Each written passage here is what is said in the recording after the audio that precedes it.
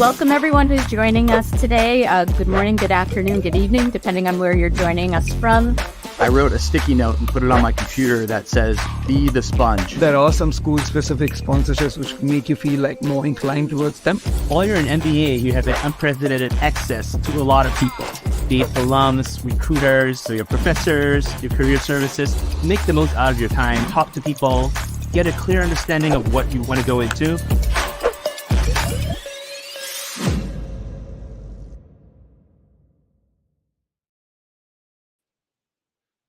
All right. Welcome, everybody. Thank you for joining today. So as you've seen in the past, we've done a lot of cool interviews with some ex-Target Test Prep students. Today, we have Zack. He's actually a student that I worked with, and he also used our self-study course. He crushed the GMAT. He got a 740. He's headed to Booth next year. So there's a lot of cool things he can share with you about his process, about how he studied, about what he did with TTP. So we're going to get into all that today. As always, leave comments if you have them so we can address them as we're going through our discussion. So they're relevant to the things that we're talking about. If we have time at the end, of course, we'll answer as many questions as we can. So let's get into it. So welcome, Zack. Yeah, thanks for having me. Yeah, of course. So to start, I think we can just get into your background so people can kind of get an idea of where you came from, prior to jumping into all this GMAT stuff. So let's start there. Sure, yeah. So I'm from Cape May County, New Jersey originally. I went to Wake Forest University for college. I did ROTC there. So afterwards, I went into the Army. I did about 6 years in the Army, and I was doing some real estate investing while I was in the Army. I was stationed in Hawaii, and then I transitioned out. And I think we'll hop into it a bit later. I actually always wanted to get my MBA. So when I was transitioning out of the Army, I took a GMAT prep course, but I was still kind of had a full-time job and I had a full-time job this time, but it was very time intensive, my time in the Army, and I didn't end up doing well in the GMAT. So I transitioned into a career in mortgage lending during a good time from 2018 to 2022. And then kind of when the Fed started talking about raising interest rates, I figured that was a good time to kind of hang my hat on mortgage lending and try and, pursue an MBA like I'd wanted to, 4 years prior. So. Yeah, I guess we can get into that a little bit. So yeah, as you said, you tried an in-person class in 2018. I guess at the time, was it a combination of the class itself or just the fact that you maybe weren't fully ready to dedicate yourself to your GMAT prep or somewhere in between? Yeah, I think I kind of took it for granted. I think that I scored really well in the SAT, but obviously that was way previously, and I'd always been a pretty strong test taker. So I don't think I took it as seriously as I needed to take it. And then also I think that specifically, I've always been pretty good at math, and doing mortgage lending, you do have to do a decent amount of math there. But the GMAT test math, I definitely needed to kind of learn it from the basics. Whereas I felt the in-person course, and I can't remember what it was. I feel like they were more about gaming the test. Right. And then I think the reason why it didn't work out was kind of a combination of me not taking it seriously, plus I think not having a strong foundation in GMAT math, versus them telling me hey, you're teaching kind of gaming the GMAT was kind of a couple reasons. Right. Yeah. And the SAT thing is interesting because, we talk to students a lot. I talk to students a lot. And, depending on the age of the student, a lot of times they'll circle back to how they did on the ACT or SAT and think that it automatically translates to the GMAT. It doesn't necessarily. Obviously, it's a good sign if you did well in the SAT. It's a good sign if you did well in the ACT, but it's not a given that you can walk in and the GMAT is going to be a cakewalk. I guess that's kind of the reality you faced when you started in 2018, right? Yeah. Yeah. All right. Well, it's food for thought for anyone starting out. again, you did well on the SAT or ACT, that's not a bad thing. But just understand that the GMAT is going to have some new and different challenges. So fast forward from there, because I think we met. It's funny, I actually remember when we met and where it's an odd thing I have with my memory. It was about 2022. So yeah, you found out about TTP. So talk about that because I know you were kind of introduced to TTP from somebody. So that's kind of an interesting story.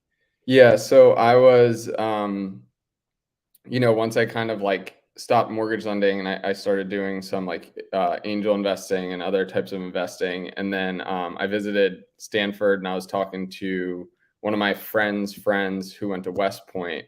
And then I was like, I kind of shared with them, I'm like, hey, like I tried to study for the GMAT in 2018 and like, it just didn't, I felt like the course wasn't, and he was like, oh, you have to do TTP. I guess he'd always been like a strong writer and not so good at math. So he did the math portion, but he recommended TTP. And then I, signed up kind of for just the, at first I signed up for the, like the self-guided, I think you called it, but I did, both math and verbal. Yep. And as I was working through that, I figured that, it would make sense for me just because of what I was trying to score, to also like incorporate tutoring in that as well, which is, I think, when I reached out to you. So.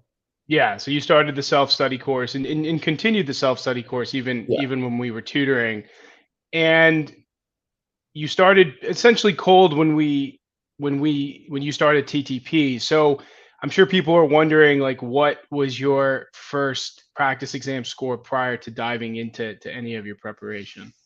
Yeah, so it was a 570, which I think, I mean, I knew I had like about 6 months to study, so I knew that I could definitely increase that, and I did know my potential just having like, success in the business world.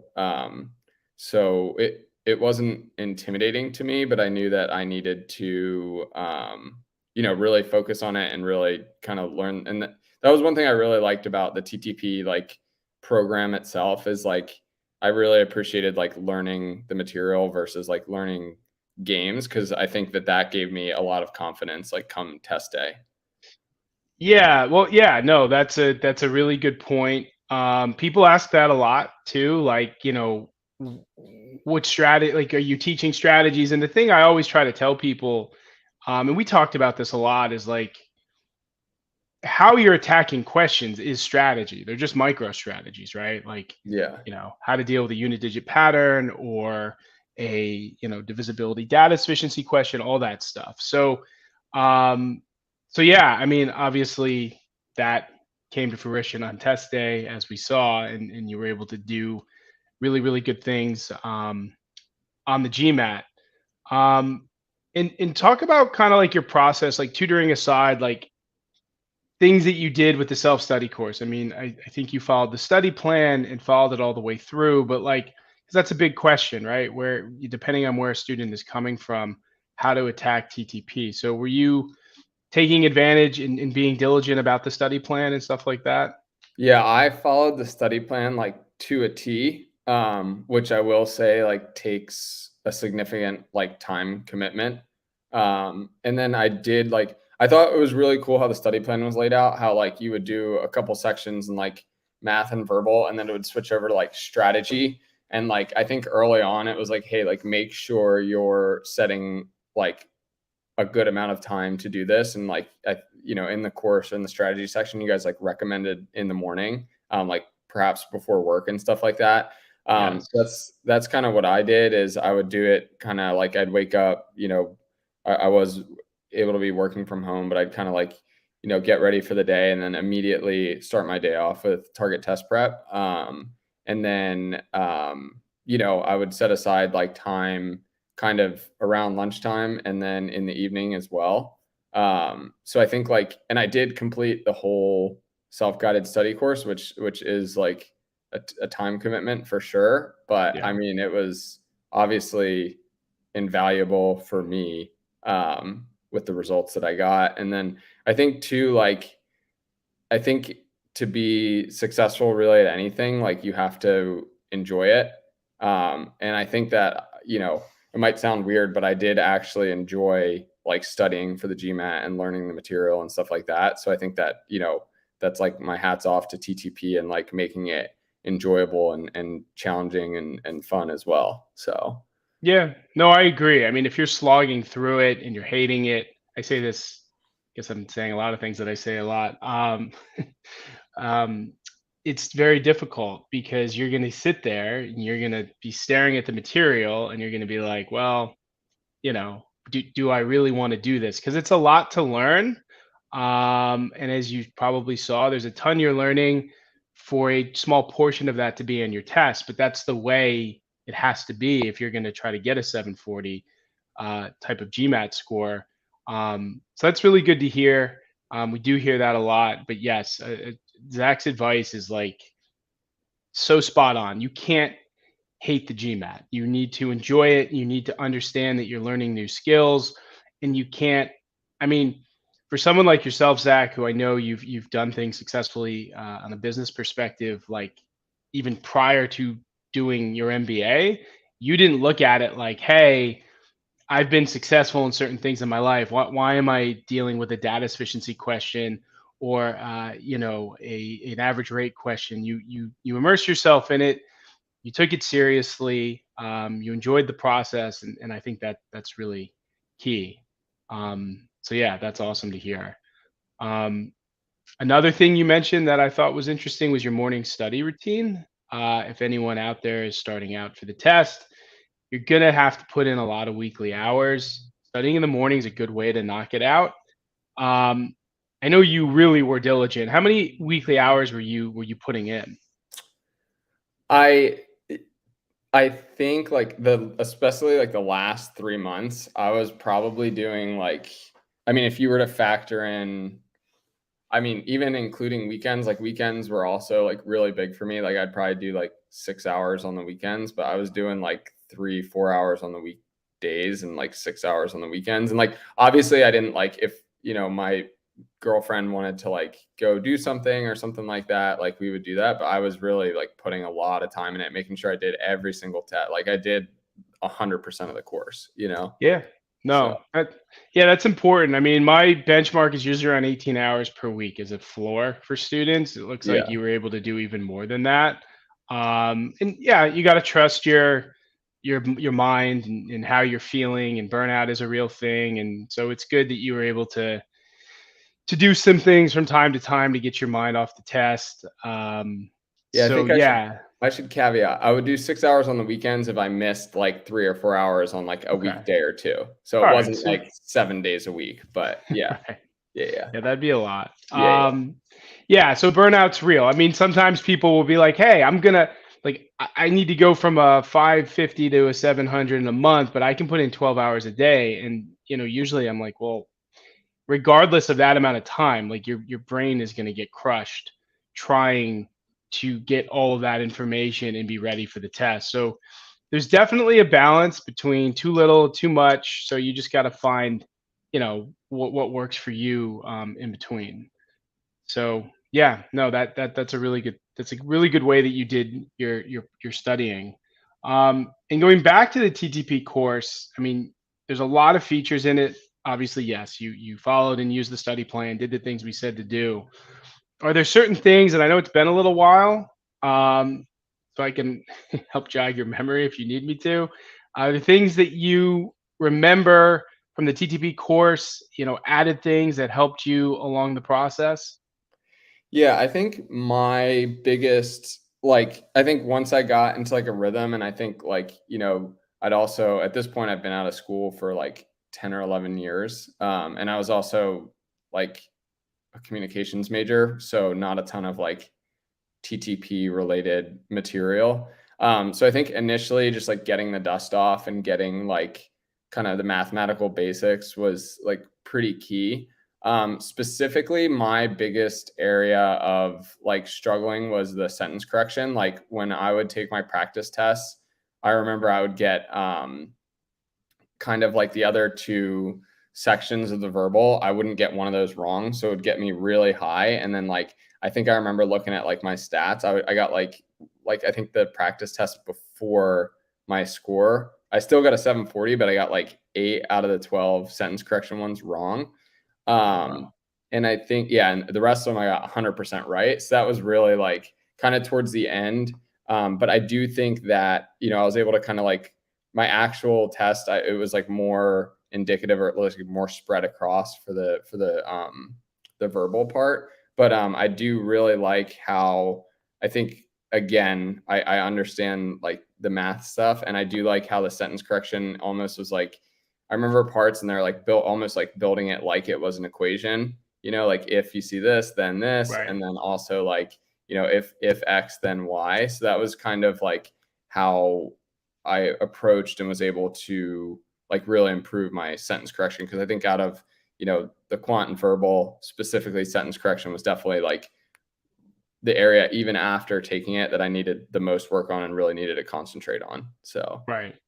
And like when you were going through the course, were you taking notes? Were you adding things to your error tracker and bookmarking things? So like, because that's a big thing too, right? You spend months and months and months doing something. Obviously, there's a lot of knowledge that you're learning early on that you need to, you know, be able to use later on. So were you utilizing some of that stuff to make sure that things weren't necessarily forgotten? yeah, definitely. So I think there's you guys like provide like a notebook kind of thing, like per section that like lines up with the thing, right? Like a Like down. oh, the equation guide? No, not the equation guide. I thought there was like a notes guide too that I Oh yeah, downloaded. you can take notes on the course. Yes. Yeah, so Yes, you can highlight things and take notes on them. Yes. yeah, so Right. I have this like thing. I have like a remarkable, and like I just like this is my Oh TTP yes. one. And then Right. yeah, I just downloaded those notes like PDF straight into this. And then as I was going through the course, I took notes the whole time. And Right. obviously, like as you're doing the course, you start to realize like what you need to be taking notes on and what you don't. I think in the beginning I was a Yes. little too detailed, and then in the end, I definitely got it down. But yeah, just I mean, taking notes I think is like paramount because you're really like gluing the material into your head, like you're reading it and writing it, which I think you know is should be a basic kind of understanding of how to learn something. And then yeah, definitely problems that I had issues with, I always like would bookmark and like go back and do the error tracker. And I think like sometimes when you're deep in like verbal and like you really want to break and like switch back to math, like going back and Hmm. doing problems that you got wrong and looking at the error tracker. And then I think too, like really combining that with tutoring is like really paramount, because like I remember there'd be something I'd get wrong and I'd like read the explanation like 5 times and I'd still be like, and I remember like I'd email it to you, I'm like, hey, like pretty sure this question's wrong. Yes. Yes. Obviously it's Yes. not Yes. Yes. wrong, but I think I Right. did that like 3 or 4 I times. remember. Yep. And then you'd always be like, hey, like give it a day or two and go back and like look back at it, and then like just Hmm. like taking your mind off it and like going back and looking at it, just like it like would click. And then even still like having the tutoring is really important, because then it's like we could go ahead and talk through those. And I remember really at the end, you're like, hey, these are like the hardest questions I could find. And I remember Hmm. like that last tutoring session before the test, like I don't think I got a single one wrong. So I feel like Yeah. that was cool for me to like feel like I was getting that extra challenge, and then once again just really increase my confidence as well. Yeah, and you could it's nice that you can kind of track your growth. Yeah. And the thing about taking notes and being overly detailed, again, that's another fine line thing, because I'll talk to students and they'll say this is taking me too long. Part of their issue is that they're basically trying to rewrite the course in their notes. So it's a matter of getting enough stuff down. And remember, part of, at least in from my perspective, I always say that part of taking notes is just being an active reader and learner, right? Because if you're just reading something or watching a video and that's it, there's a good possibility it's going to go in one ear and out the other. Yeah. So yeah, that was good. And then the other thing you mentioned, about your error tracker, that's a big thing in TTP too. Another thing I tell students is, as you really master the questions in your error tracker, just make sure that you're in a position where you remove them, because you don't need to look at the same question over and over and over if you finally get it. And then that reduces the effort involved of having to go through it. So these are kind of just like small things that I think can be helpful throughout the process, especially in TTP. Now, someone just mentioned GMAT Focus Edition course. I don't even know if you know about the GMAT Focus, Zack, because you're out of the GMAT game. But I think you're asking if we're going to have a GMAT Focus course. The answer is yes. If you have questions about that, you can put them into the channel. Someone did ask a question, and we can get back to your GMAT in a second, about your essays. I think you did them all. Well, whatever you want to respond about your essays. The essays for you like can. For for like school, yeah, for your admissions essays, how you went about doing them and stuff like that.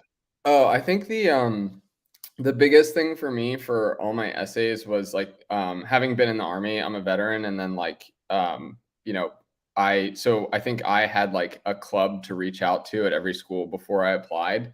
And then all those clubs were like extremely helpful in like helping me not like write my essays, but giving me like good like tips and tricks to write them. And then also like networking with alumni, because like I think every school I applied to, I had like a friend of a friend or something like that who had graduated from there. So I think those two things were like the most helpful for me for my essays. And then also like I was very like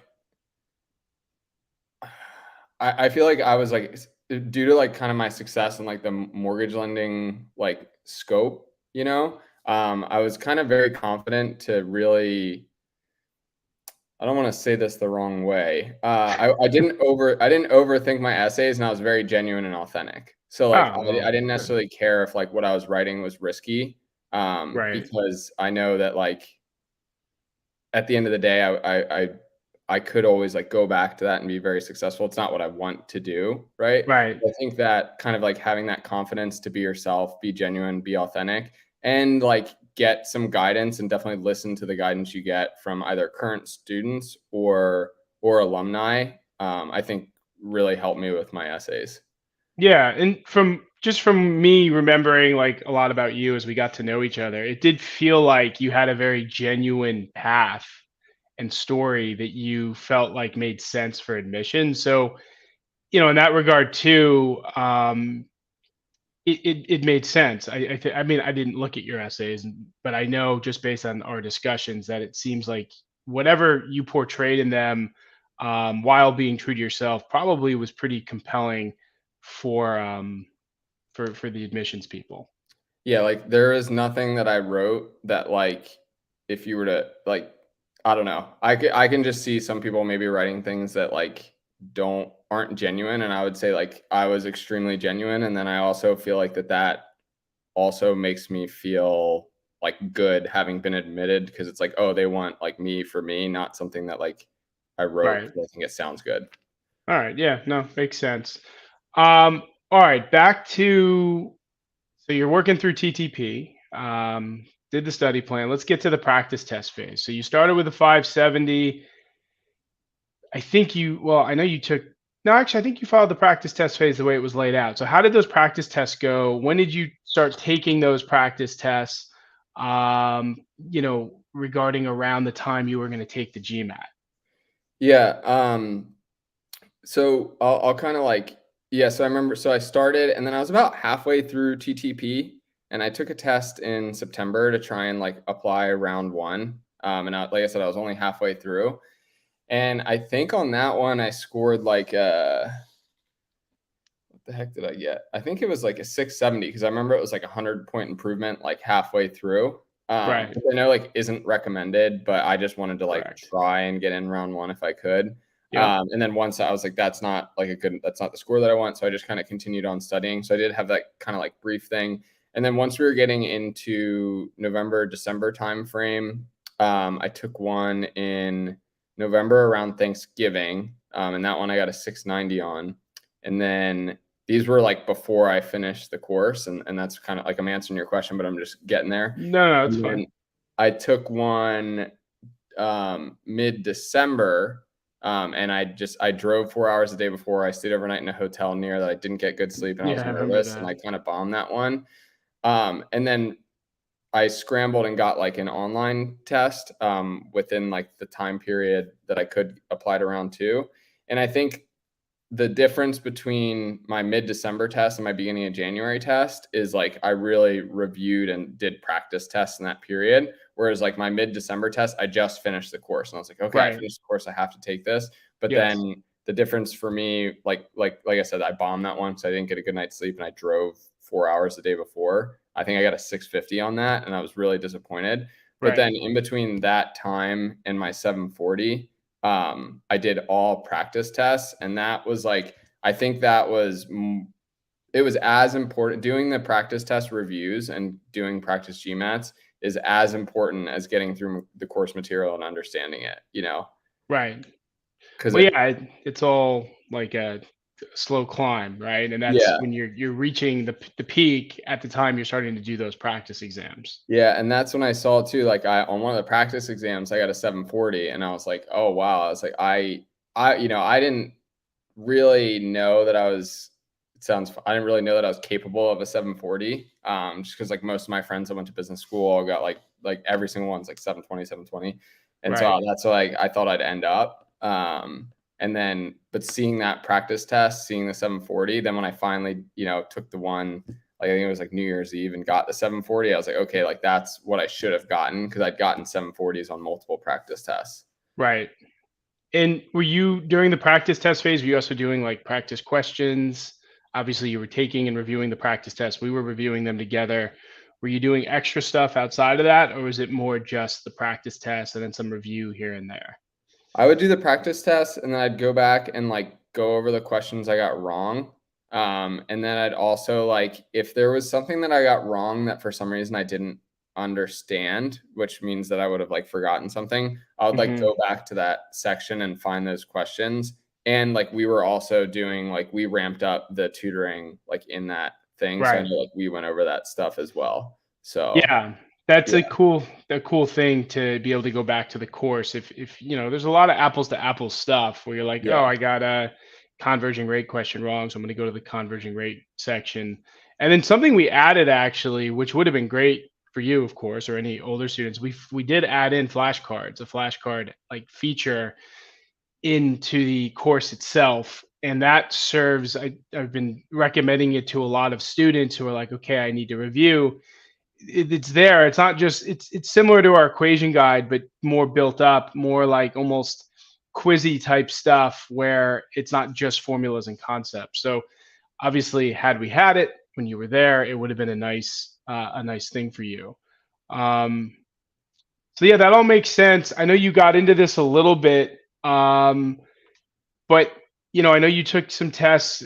Something you said you wanted to comment on was kind of the mode in which you took your test that led you to your 740, or actually when you got your 740. So do you want to talk about that? I mean, students do ask a lot about the online exam, the in-person exam. I mean, you obviously it wasn't the most traditional process, like having to travel to a test center and then yeah. making the decision to go online. So maybe talk about that a little bit.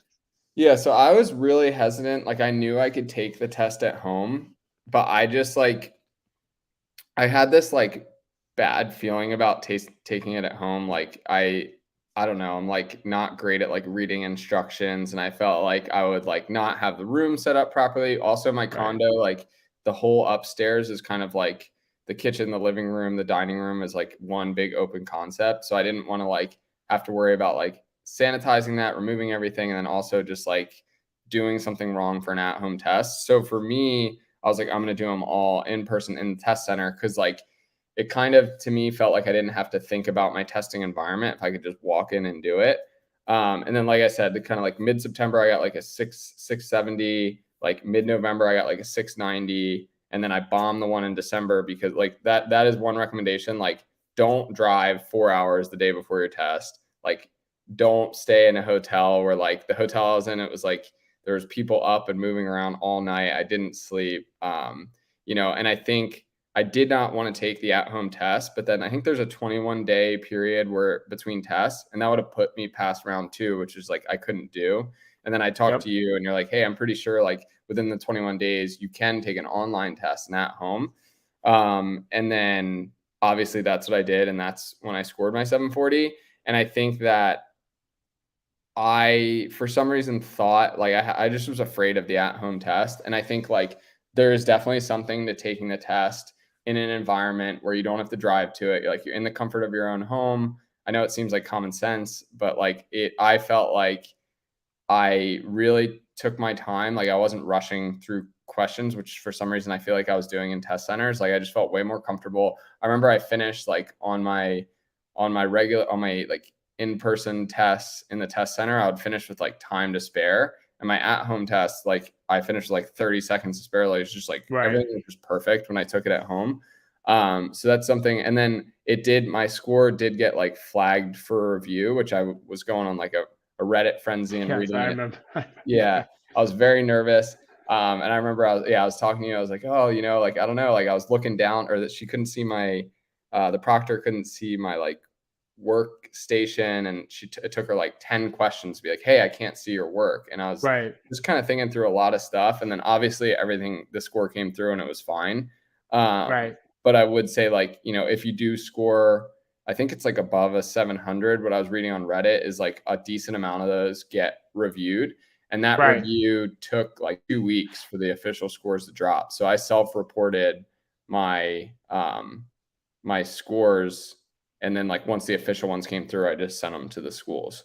Right. And did you I think I told you to try to reach out to the folks at GMAT. I think you called them. You did do that, right? You did a little bit of following up. I called them and stuff, and they kind of like, I don't know if they expedited it. I remember it took way longer than it was taking other people on Reddit, which really like expanded my anxiety there with the score dropping. Cause it would have like stunk if something happened and like I spent so much time preparing. But like the score dropped, it was fine. It just took a little longer than like other people, I'd say, than what I was reading. And those folks were all kind of like round one test takers. So I don't know, like I remember it was around the holidays. So kind of probably a tough time for them to get to it. But yeah, I think it was like a week and a half or 2 weeks after the deadline for applications. But like, again, I just self-reported and like, obviously they came through and it was fine. So. Yep. Totally agree. Now, one of the things that people talk about a lot is they talk a lot about motivation. Now, you studied for a while. Can you tell me a little bit about how you were able to stay motivated? I mean, I know you had a plan, right? So it wasn't like, you knew what you wanted to accomplish with this, but it's a lot of hours and days. So, yeah, tell me a little bit about that. Yeah, I think that for me, I was just like my end goal of like getting my MBA was always my number one like motivation and focus. I think that and we've touched on this, but I did have some real world like business experience that went well, and I think like through that I learned that like money is one thing, but I'm not very like financially motivated. So I really like, for me, going to get my MBA, like I'm really doing it for me and to like improve myself and improve my education. So I think like number one, like focusing on that end goal and like your why of why you want an MBA. I think it's really, you're going to really know if you're serious or not about getting an MBA if you're going to put time into studying for the GMAT, So I think like how serious I took the GMAT is really indicative of how serious I am about like attending, like getting my MBA versus like 2018. I wasn't as serious. Like it wasn't as big a deal to me. And then again, I don't think there's any, like, if you can't make, like, I think this goes for like anything in life. Like if you can't make what you're doing somehow fun, like you're just going to be miserable. Like I think your attitude is like your responsibility and your choice. So like, I think like I chose to enjoy the material. I chose to have fun with the tests. I chose to like, sometimes I try and take tests, like the easy tests. I take like super in the TTP course. I try and do them all in like under a minute. Like I would just try and do things like to make the material fun and to enjoy the process. And I think that's like paramount to doing well in the GMAT. Yeah. And going into it, did you know how much of a grind it was going to be? Like some people go in and they're like, hey, a month, I'll be. I did not. I mean, there are those people, like I know that we were talking about this a couple of times. Like my my fiance like graduated high school with like a math major, and she Oh, was like, yes. she's Right. like very, very smart, and she was like watching me. I think for her, like she would probably, she's the type of person that could study for like 3 weeks and probably get the same score I did. But yeah, just for me, having been out of school for so long, like I didn't know how much of a grind it was going to be. I signed up for TTP and I was like, oh, maybe like an hour a day or something like that, 2 hours on the weekends. And then once you see your progress in the course, you're like, oh, like I really have to pick it up, you know? And I think the gut check for me was that kind of 670 in September, which I think I was like 50% through. And I was like, okay, like if I do this whole thing, I'm going to crush it, you know? Right. And then I think after September, that's when I got really, really serious and was really putting like the time in. Just because I was like, I'm not going to get through this if I don't put the time in. Yeah, agreed. Yeah, that's one of the big things going into the GMAT is understanding that it is a process. Yeah, for some people, sure, you can do a month, 6 weeks, whatever, but for the vast majority, no way. It's just Yeah. not possible. So understanding that is key. Now I know someone asked about your study hours and daily routine. I know you already covered that, so you can obviously rewatch the interview here, and you can get all that information. Um, and yeah, the other thing just worth mentioning is the fact that your score did come back and everything was good, and it was just a regular kind of check, because you scored high, and that it wasn't anything to worry about. So that is good for people to know, because a lot of people ask if they'll get a 700, 750, 710. Wait, why is my score under review? It does seem like just something they're doing, and you just need to wait and hang in there. I mean, you can reach out to them. I always like to call people when I can, and lo and behold, you got your score. So yeah, I do remember though you were a little panicky, which is to be expected. I mean, you put Yeah. in, I think almost a year of your life, and then if it did get canceled, you'd have to retake it. So yeah, I think I think it's all completely understandable. Yeah. And so, all in all, like if there was like some main like bullet point pieces of advice that you could give someone who's starting out, and I think we probably talked about a lot of these, but just things to consider, um, getting into the prep process, like a big macro piece of advice. What do you think those things would be per se? Yeah, so I think if I were to I think like three things are the most digestible. I think number one, and we've touched on all these, but number one is like I think why you want to get an MBA and like how dedicated you are to get an MBA. Like having an end goal and like focusing on that end goal is like very important. And I think like when you are like feeling a little overwhelmed or like you miss a day of studying and you're like, oh, now I'm behind, like just thinking of that to recenter yourself and refocus yourself is very important.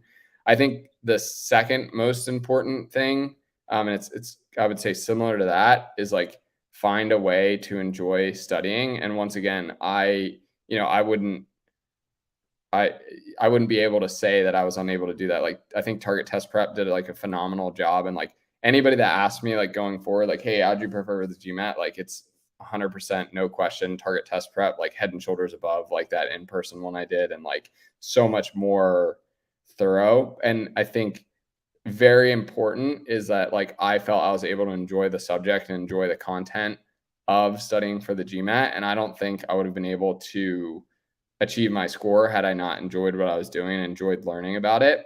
And then I think the third thing is like, and we talked about this, but it's cool when you're doing the self-guided course and like it skips over to the strategy session. It kind of gives you a little break.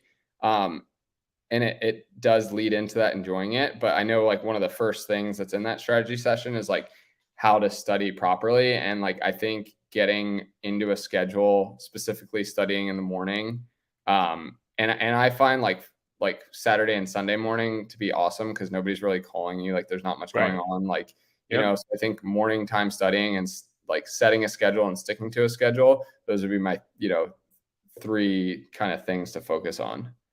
Yeah. Yeah, I agree, man. Consistency is key, because the thing is, if you get out of your routine, all of a sudden you're like, oh, I'll miss a few days of studying. few days turns into a few weeks. And, before you know it, you just don't have, you're just not studying anymore. And then it kind of goes to the wayside. But going back to the other thing you said is the why. So you're going to be consistent if you know you need to get a great score in the GMAT and you truly want to go to business school. So all of these things are tied together. I've seen people drop off with the GMAT because I don't think they're necessarily ready to make the commitment even to business school. Usually it's like younger people. I've noticed it with like college seniors, for example. They full head of steam, they're ready to go, they want to get their GMAT score done, but it's like the back half of their senior year. And then all of a sudden it's like, well, but I have formals and like, I don't know, you name it, a million other social events or whatever it is. And then they kind of drop off. But, they can deal with the GMAT again a few years down the line. But yeah, so I think that's really key. Like if anyone's going to take anything away from that, those bullet points of advice, yeah, you got to come into the process with the right head. Someone just asked you about how you dealt with your careless mistakes, something that's big with most people doing GMAT questions. Like, how did you fix those, deal with them, etc.? Yeah, I actually had a lot, like that was my Achilles heel, I think, throughout like the whole process. I actually really think tutoring really helped me with my careless mistakes. And I think the thing about my careless mistakes is I wouldn't even realize I was making them. Like I would make a careless mistake and then I'd like click, and if you have instant feedback or not, like, or however you have your TTP like test set up, I didn't have instant feedback. I had it so I could see it at the end. And I'd be like, oh, I definitely got 100 on this test. Like definitely, like I know I got all of them wrong. And I'd go back and I'd see like, I got one of the questions wrong on the practice test. And I'd click into it and I'd almost be looking at it and I still wouldn't even be able to like understand that I made a careless mistake.